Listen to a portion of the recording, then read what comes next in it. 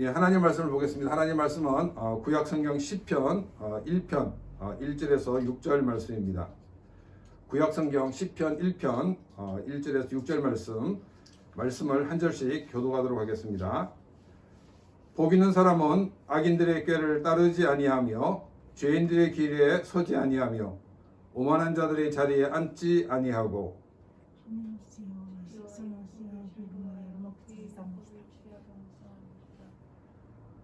그는 시냇가에 심은 나무가 철을 따라 열매를 맺으며 그 잎사귀가 마르지 아니함 같으니 그가 하는 모든 일이 다 형통하리로다.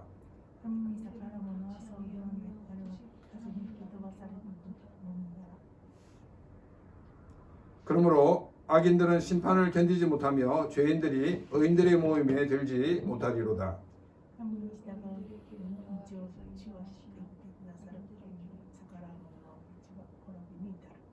아멘. 모든 사람들은 행복한 삶을 살기를 원하고 있습니다. 사람마다 또 시대마다 문화마다 이 행복의 기준이 조금씩 다르다라고 이렇게 말할 수가 있습니다. 어떤 사람은 맛있는 음식을 먹으면서 나는 너무 행복해라고 이렇게 행복감을 느낍니다. 또 어떤 사람들은 이렇게 자녀들을 보면서 행복감을 느낍니다. 또 어떤 사람들은 이 통장에 그 쌓여가는 돈을 보고 또 행복감을 느낍니다. 이처럼 사람마다 행복감이 다른 것은 저마다 가치관이 다르기 때문입니다. 사람은 쌍둥이라도 각자의 개성이 있는 것과 같이 때를 따라서는 비슷하게 보여도 조금씩 차이가 있는 것입니다. 통장에 쌓여가는 그 돈을 보고 행복감을 느낀다고 나는 너무 속물이야 라고 이렇게 자책할 필요는 없다는 것입니다. 성경은 영적인 복만이 아니라 물질적인 복도 말하고 있기 때문입니다. 만일 돈을 잘 버는 것이 그 죄라고 그러면 아마 성경은 물질적인 복에 대해서 말하지 않았을 것입니다. 또한 그것은 죄라고 분명하게 말했을 것입니다. 성경은 이 물질적인 형통함 또한 하나님이 내리시는 복 중에 하나라고 말하고 있습니다. 그리고 성경은 이 가난을 칭송하지도 않습니다. 성경에서 가난한 사람이 복이 있다라고 이렇게 말하는 것은 이 물질적인 가난한 사람이 아니라 마음이 가난한 사람이 복이 있다라고 말을 하고 있는 것입니다. 물질을 많이 가진 사람이라도 이 마음이 가난한 사람이 있는가 하면 물질을 가지지 않고도 마음이 가난하지 않은 사람이 있습니다. 많은 사람들이 추구하는 참된 복이 무엇인가를 살펴보면서 복된 사람으로 살기 위해서는 어떻게 해야 하는지를 오늘 본문 말씀을 중심으로 함께 생각을 해보고자 합니다. 요한계시록을 마치고 오늘부터는 이 시편 말씀을 함께 생각을 해보고자 합니다. 시편은 총 150편으로 되어 있습니다. 보통 다른 성경은 몇 장 이렇게 얘기하는데 시편은 1편, 2편 이렇게 편으로 얘기를 합니다.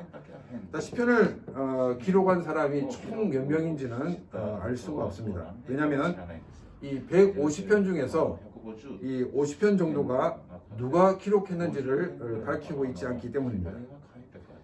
그런데 구약에서는 분명히 저자 미상인데 신약에서는 다윗이 그 시편을 지었다라고 소개하고 있는 것도 있습니다. 150편 중에서 50편이 이 저자 미상인데 이 100편 정도는 7명에 의해서 기록되었습니다. 7명 중에서 제일 많이 기록한 사람이 누구일까요? 다윗입니다. 우리가 이 다윗이 73편을 기록했다는 것을 보면서 다윗이 이 골리앗을 쓰러뜨린 이 군인의 그런 인상이 강한데 실제 다윗은 시를 좋아하고 노래를 좋아하는 아주 정적인 사람이었던 것을 알 수가 있습니다. 그리고 이제 두 번째 시를 많이 쓴 사람이 아삽이라는 사람입니다. 그 사람은 12편을 썼고 또 고라자손이라 나와 있는데 이 사람은 10편 그리고 솔로몬은 2편 그리고 모세는 1편 또 헤만과 에단이라는 사람이 각각 이 한 편씩 기록하였습니다. 처음 넣는 이름은 그 사람이 이름이 나올 때 자세히 설명을 드리도록 하겠습니다. 그러면 이 시편은 언제 기록되었는가 하는 것입니다. 모세로부터 시작해서 이 바벨론 포로 이후까지 약 1000년 정도의 기간 동안 하나님께서 어떻게 삶에 간섭하셨고 또 어떻게 인도하셨는가를 고백하는 것이 시편입니다. 또 시편에 기록된 장소를 보게 되면 8명 이상이 그리고 1000년 이상 기록된 것이기 때문에 여러 곳에서 기록되지 않았는가 생각할 수 있는데 대부분이 이 예루살렘이나 또 이 가나안 지역에서 기록되었습니다.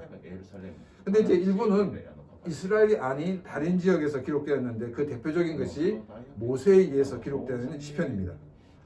이 모세의 시편은 이스라엘 백성들이 출애굽하고 난 다음에 가나안에 들어가기 전 이 광야 생활하는 가운데 쓰여진 것으로 보고 있습니다.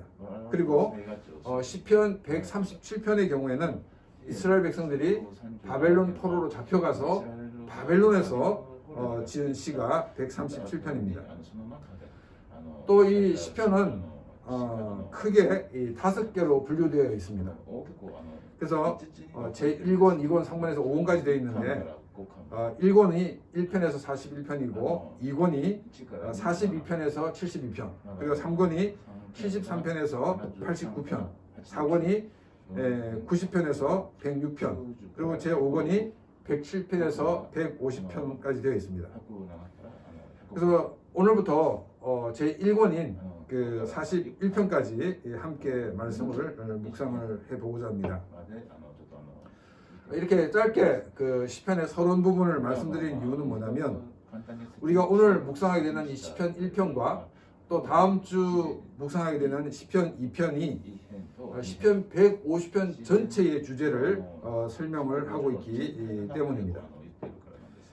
다양한 시대에 다양한 사람에 의해서 기록된 시편을 이렇게 150편으로 이렇게 묶은 것은 무작위로 묶은 것이 아니라 하나의 주제를 가지고 묶었다는 것입니다.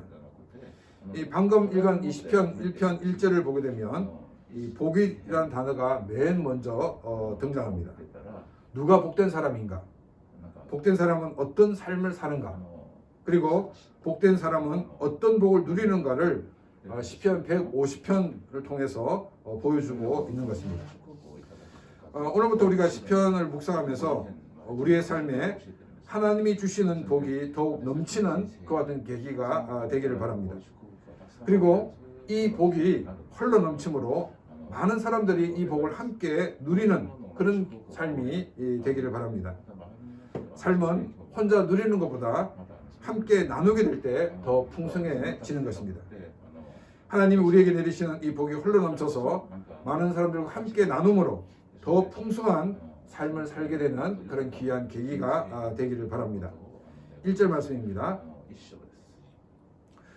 복 있는 사람은 악인의 길을 따르지 아니하고 죄인들의 길에 서지 아니하며 오만한 자의 자리에 앉지 아니하고.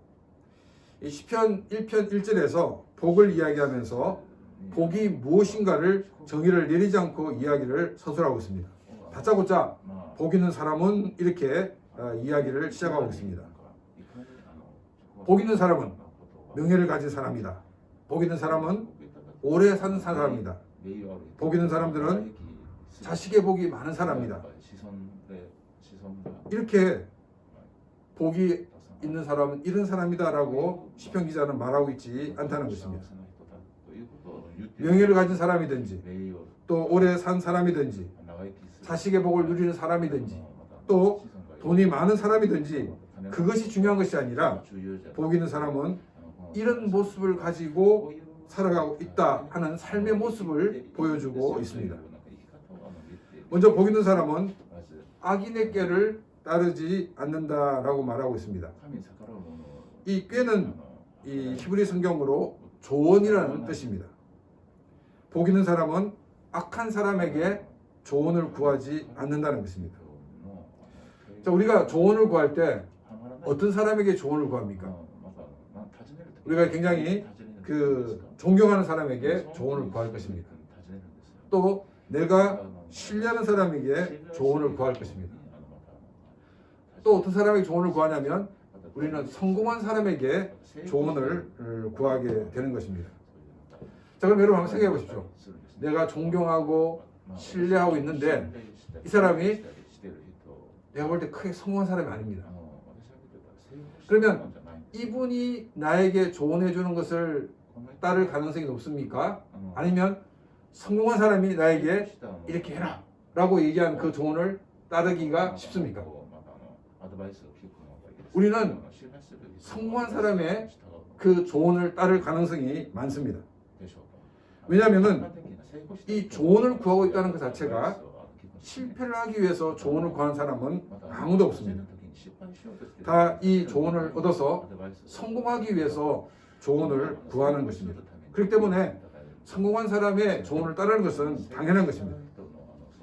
그런데 성경은 뭐라고 얘기하고 있냐면 이 성공한 사람이 악한 사람이라는 것입니다. 일본어 성경에서는 이 악한 사람을 뭐라고 표현하고 있냐면 하나님을 거역하는 사람이라고 표현하고 있습니다.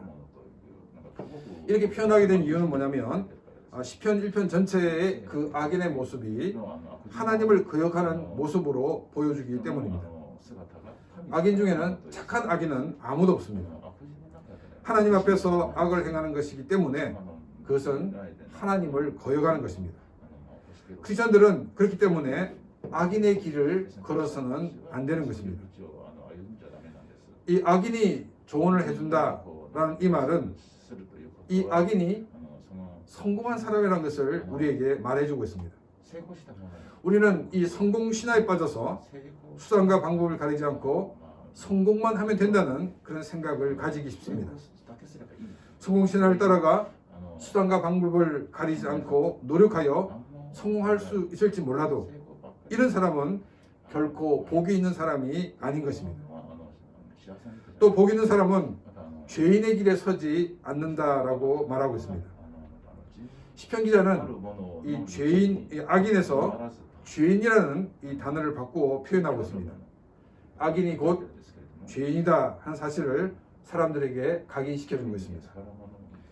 악은 윤리적으로 또 법적으로 죄라는 것을 잊어서는 안 되는 것입니다.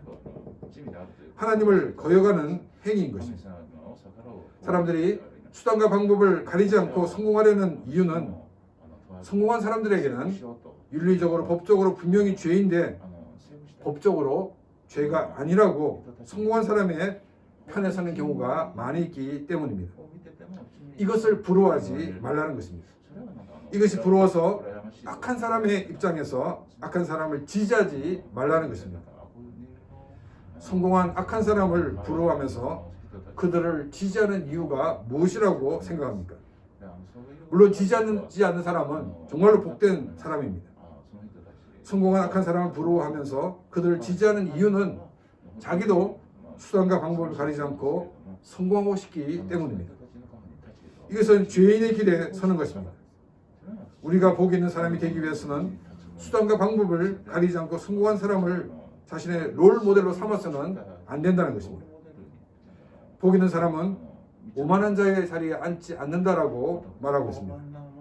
이 한국어 성경과 일본어 성경 모두 오만으로 번역되어 있습니다. 근데 히브리어는 그 레심이라는 단어인데 이것은 경멸 혹은 멸시라는 뜻이 있습니다. 그 NASB 성경에서 보면 이 경멸이라는 뜻의 단어인 스코프라는 이 단어로 이렇게 번역을 하고 있습니다. 이 오만한 자의 자리에 앉지 않는다는 것은 사람을 경멸하거나 멸시하는 자리에 있지 않는다는 것을 말하고 있습니다. 가진 자가 이 가지지 않은 자를 멸시할 수가 있습니다.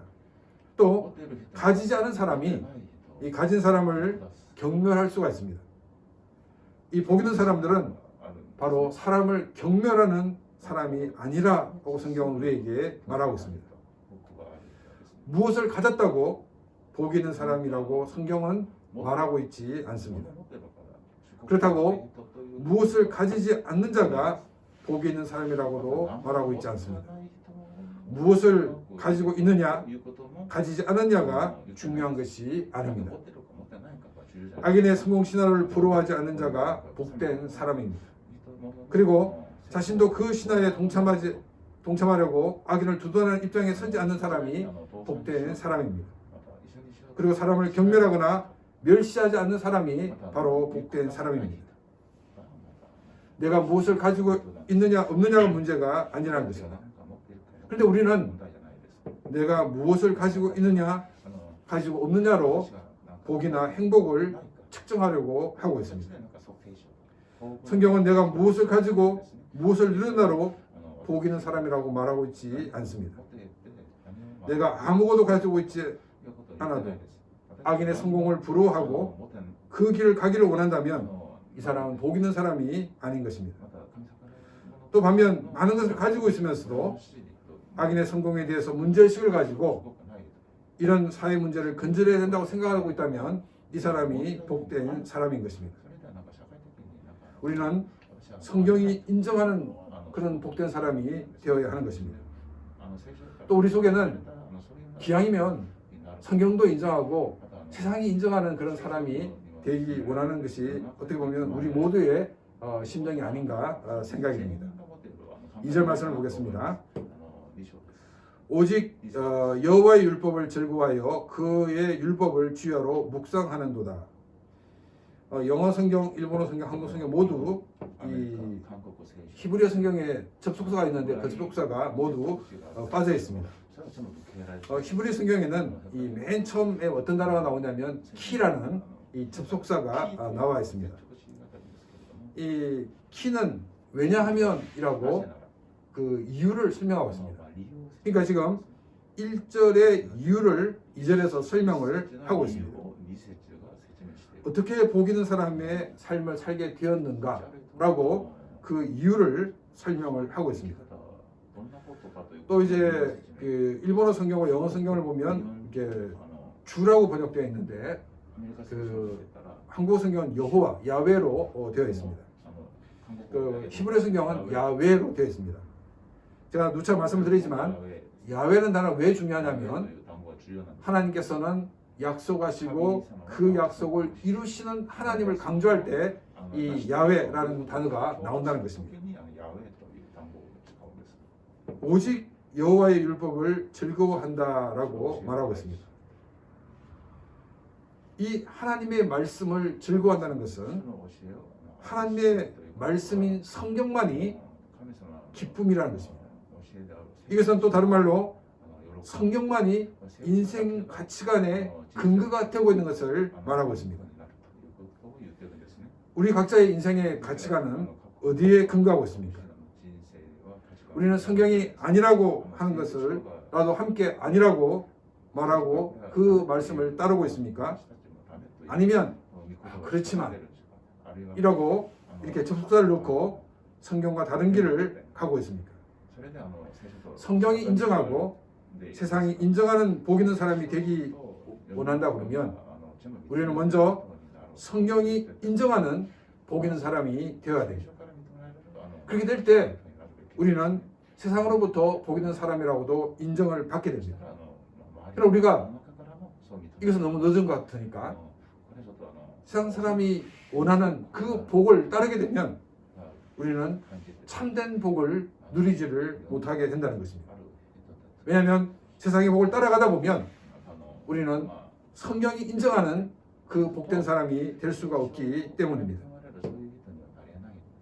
우리는 먼저 성경이 인정하는 복된 사람들이 되어야 합니다. 그래야지 진정한 복을 누릴 수가 있게 되는 것입니다. 나의 욕심을 내려놓으시기 바랍니다. 내 자신의 경험을 다 내려놓으시기를 바랍니다. 내가 가지고 있는 모든 지식을 다 내려놓으시기를 바랍니다. 이제 나의 인생에 하나님의 말씀으로 가득 채우시기를 바랍니다. 하나님의 말씀을 매일매일 읽고 묵상하는 그런 귀한 삶이 되기를 바랍니다. 그래서 우리의 삶에서 하나님의 말씀으로 말미암아 더 풍성한 삶이 되는 그런 귀한 복된 삶이 되시기를 바랍니다. 우리가 많은 것을 가지고 있으면서도 그 복을 누리지 못하는 것은 우리의 인생에 하나님의 말씀으로 채워져 있지 않기 때문입니다. 우리는 이제 뉴스를 보면서 이 그룹의 회장들과 가족들이 이 프로포폴 중독이 되었다 하는 이야기를 자주 듣게 됩니다. 또 그룹의 3세들이 이 마약 문제로 화두에 오르는 것을 자주 듣게 됩니다. 많은 것을 가지고 있지만 하나님의 말씀이 없으므로 그들은 참된 복을 누리지 못하기 때문에 너무나도 갈증을 느껴서 그런 행동을 하게 된다는 것입니다. 오직 하나님의 말씀이 성경으로 가득 채워야 됩니다. 그래서 우리의 가치관이 성경에 근거하여서 성경이 원하는 것을 찾고 그것을 이루어나가는 그런 삶이 될 때 우리는 참된 복을 누릴 수가 있게 되는 것입니다. 그래서 성경은 이 율법을 주야로 묵상하는 자로다라고 말하고 있습니다. 주야로 밤이고 낮이고 항상 하나님의 말씀을 생각하고 있다는 것입니다.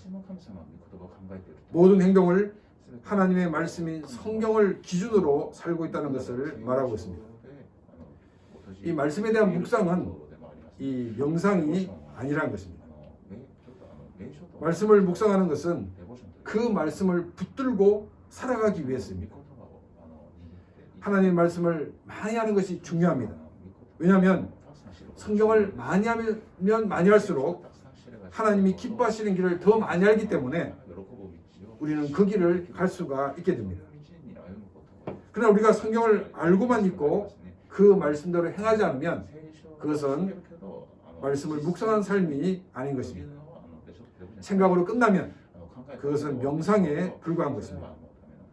말씀을 묵상한다는 것은 말씀을 붙들고 사는 것을 말하고 있습니다.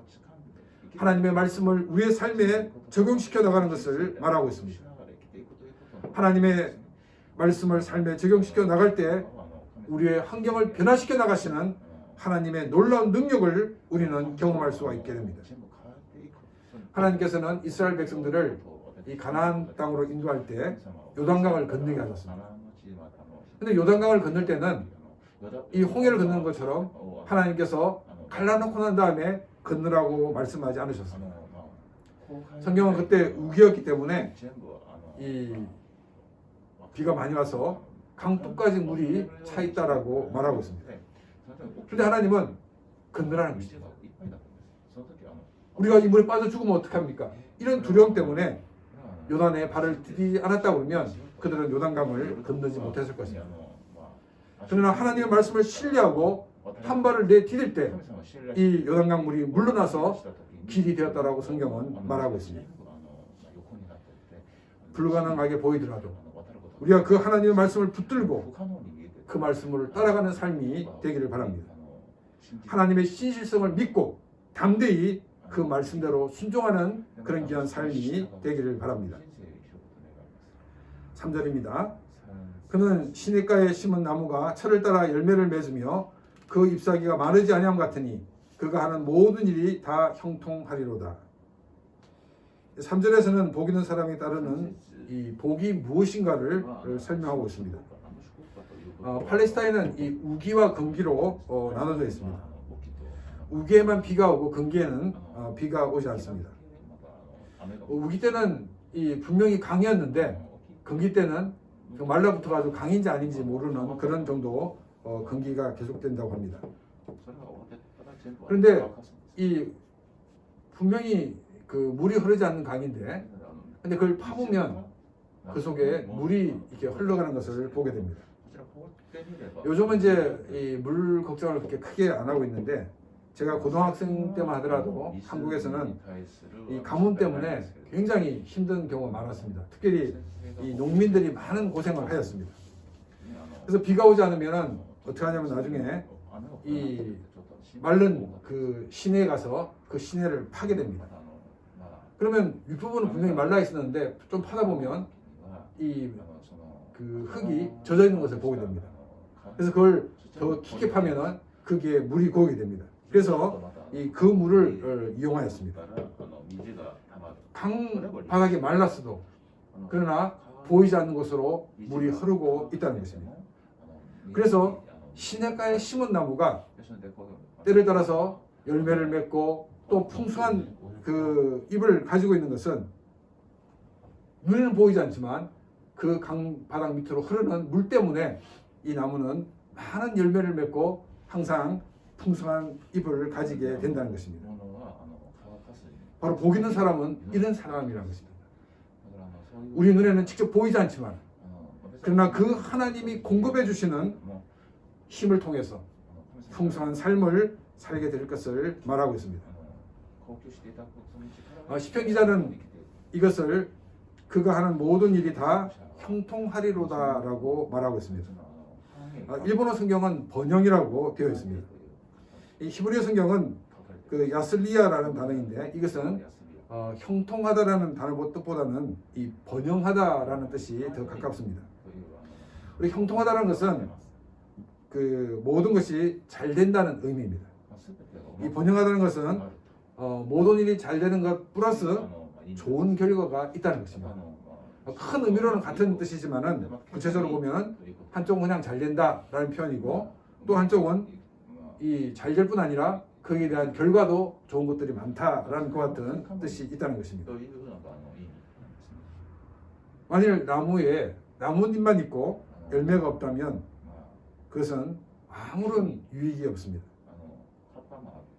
이 나뭇잎이 많다는 것은 이 광합성 작용을 해서 에너지를 축적했다는 것입니다. 이 에너지를 축적한 이 에너지를 무엇을 위해 쓰겠습니까? 바로 열매를 맺는 데 사용하기 위해서입니다. 근데 잎만 있고 열매가 없다는 것은 아무런 결과가 없다는 것을 말하고 있습니다. 아무런 이익이 없다는 것을 말하고 있습니다. 우리가 살면서 여러 가지 계획을 세웁니다. 그래서 이렇게 생각해보고 저렇게 생각해보고 또 돈을 아끼고 살아왔습니다. 그런데 갑자기 병이 나거나 혹은 사고가 나버리면 한순간에 아끼고 모아둔 돈이 다 날아가 버리고 마는 것이 우리의 인생입니다. 우리는 그때서야 그때 우리가 차라리 그 돈 가지고 맛있는 걸 사 먹을 걸 그랬다라고 후회를 하는 경우가 많이 있습니다. 우리는 잎만 무성한 나무가 아니라 철을 따라 열매를 맺는 나무가 되어야 할 것입니다. 하는 모든 일이 번영하는 축복이 있어야 할 것입니다. 이 복을 누리는 방법이 하나님의 말씀인 성경을 삶의 근간으로 삼고 살아갈 때 또 그 말씀에 순종하게 될 때 이런 결과가 있다라고 성경은 우리에게 약속하고 있습니다. 말씀을 붙들게 될 때 풍성한 열매를 얻는 삶이 되는 것입니다. 하나님 말씀인 성경을 붙들므로 열매를 맺고 또 번영의 복이 함께하는 그런 귀한 삶이 되시기를 바랍니다. 4절입니다. 악인들은 그렇지 아니하며 오직 바람이 나는 겨와 같도다. 히브리 성경에서는 이 4절은 이 아니다, 낫으로 시작을 하고 있습니다. 그렇지 않다, 악인은 이렇게 4절이 시작하고 있습니다. 그러니까 4절은 이 1절과 대비시키고 있는 구절입니다. 1절의 주어가 복 있는 사람은 이라고 이렇게 그 주어인 반면에 4절의 주어는 악인입니다. 우리는 여기서 성경이 말하는 복이 무엇인가를 알 수가 있습니다. 복은 악이나 죄와 반대되는 것임을 알 수가 있습니다. 이 악과 선의 그 악과 이 또 죄에 반대되는 개념은 선입니다. 우리 하나님은 최고의 선이신 하나님이십니다. 그래서 복 있는 사람이라는 것은 최고의 선이신 하나님을 믿는 것이 가장 큰 복이라는 것을 우리에게 말씀하고 있습니다. 우리 인생의 최고의 사건이 무엇입니까? 그것은 내가 예수 그리스도를 믿어서 구원받은 하나님의 자녀가 된 것입니다. 우리의 인생의 가장 최고의 복이 무엇이냐면 내가 예수님을 믿고 구원받아 하나님의 자녀가 된 것입니다. 그런데 많은 사람들은 최고의 복이라고 생각하고 있지 않다는 것입니다. 명예를 가지는 것이 또 장수를 하는 것이 많은 물질을 누리는 것이 그것이 진정한 복이라고 생각하기 때문에 늘 부족하고 채워지지 않는다는 것입니다. 우리의 인생을 찾아오신 그 주님으로 말미암아 더 많은 것을 누리며 살아가는 삶이 되기를 바랍니다. 또 우리의 인생을 찾아오셔서 최고의 복을 주신 하나님께 감사를 드리는 삶이 되시기를 바랍니다. 악인은 복 있는 사람이 누리는 모든 것을 부정하면서 사절은 시작하고 있습니다. 일본어 성경에는 오직이라는 단어가 빠져 있습니다. 이 악인을 한마디로 한다면 바람에 나는 겨와 같다라고 얘기하고 있습니다. 지난주 2시 예배 때 그 바람이 부는 날 씨앗을 뿌린다는 것은 굉장히 도움이 되는 것이라고 말씀을 드렸습니다. 왜냐하면 이 당시에 팔레스타인에서는 농사를 지을 때 씨를 뿌리는 것이 우리처럼 뿌리는 것이 아니라 바람이 불면 바람에 이렇게 씨를 날려서 뿌렸습니다. 그래서 바람이 많이 불면 씨앗이 멀리 가서 떨어지기 때문에 더 도움이 되는 것이다라고 말씀을 드렸습니다. 그러고 난 다음에 이제 그 농산물을 이제 거두게 됩니다. 그러면 이제 거둬들인 밀이나 또 이렇게 보리나 쌀 같은 경우에는 이제 팔곡을 합니다. 줄기와 이 알곡을 이렇게 갈아냅니다. 그리고 이제 그 다음 단계가 뭐냐면 정리를 합니다. 이게 껍질을 벗기는 겁니다. 그래서 이 벗겨진 껍질을 결하고 우리는 이야기를 합니다. 그런데 이 다음 작업이 뭐냐면 껍질과 알곡을 이렇게 겨와 알곡을 구분하는 것입니다.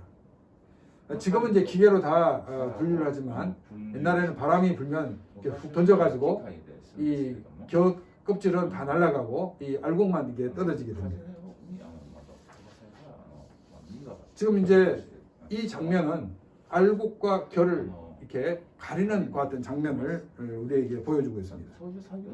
그래서 이 남아 있는 이 알곡을 모아서 창고에 넣게 되는 것입니다.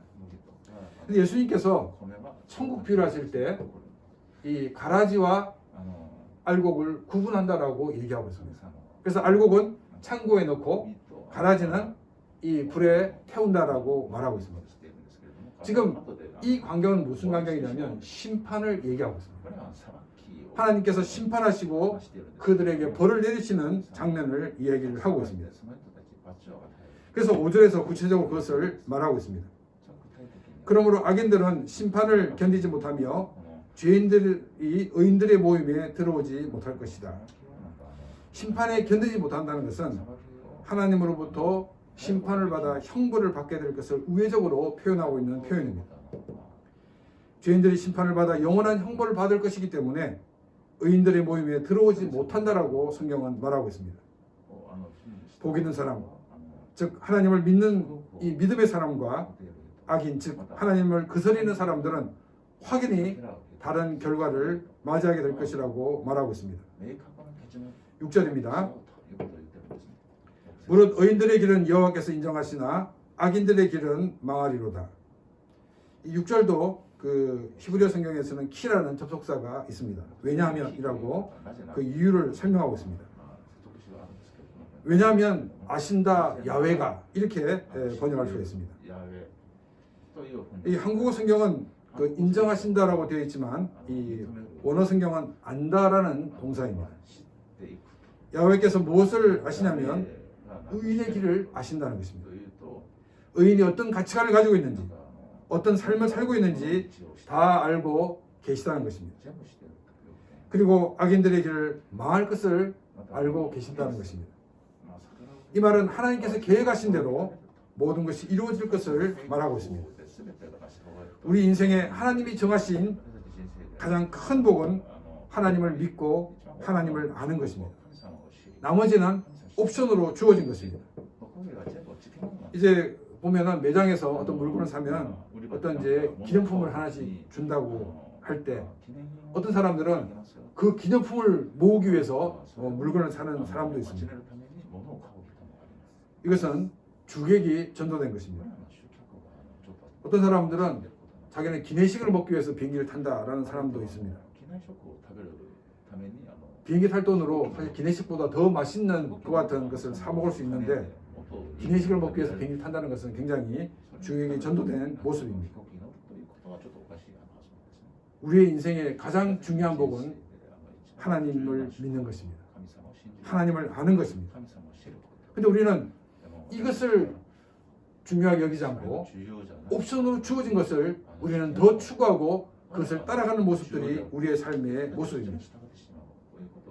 우리 인생의 가장 큰 복을 주신 하나님을 아시고 하나님을 의지하며 믿음으로 살며 믿음으로 승리하는 그런 귀한 삶이 되시기를 바랍니다. 그래서 우리는 성경이 인정하고 또 하나님을 믿는 사람으로서 믿음으로 승리하는 그런 귀한 삶이 되시기를 바랍니다. 우리의 삶을 통해서 많은 사람들이 하나님의 그 복을 누리며 살게 하는 그런 복된 삶이 되어서 더 풍성한 우리의 삶이 되시기를 바랍니다. 이 시간 하나님의 말씀을 생각하며 같이 기도드리겠습니다.